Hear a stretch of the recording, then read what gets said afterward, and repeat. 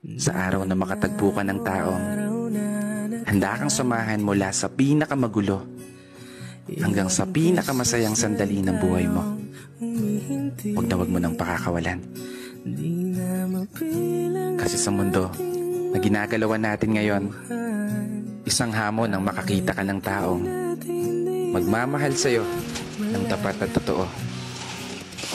Taong maituturing mong palagi. Oo, palaging mananatiling sa'yo. Palaging uunawa. Palaging magpapahalaga. Taong tatanggapin ka ng buong buo maging sino ka pa. Ano man ang estado mo sa buhay o kulay ng paa. Taong hindi lang nakabase sa kung anong nakikita ng mga mata. Taong bigla na lang magliligalig nang hindi mo alam ang dahilan. Ay, mali pala. Taong makakasama mong mangarap at abutin ito ng sabay. Taong aalalay, lalo sa mga panahong tatakot kang tumulay. Takot kang sumugal, takot kang humakbang. Pinanghihinaan ng loob sa pagkakataong hindi umuugnay ang mga plano at gusto sa pag-ikot ng mundo. Isang palaging napupuno sa mga pagkukulang, kahinaan at kalakasan na tinataglay mo.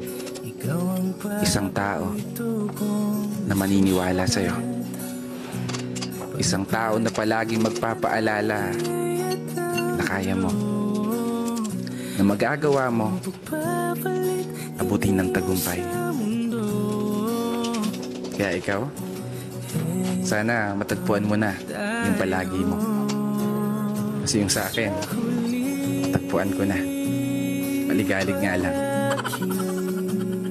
Pero bago magtapos ang video na to, i-follow mo naman yung page ko at i-share na rin kung nagustuhan mo. Hindi ako titigil lumikha ng mga obra hanggang nakikinig kayo. Kaya isang pagpupugay para sa lahat ng mga tao na patuloy na nagmamahal at patuloy sumasabay sa hamon ng buhay. This is your brother Matt for today's video.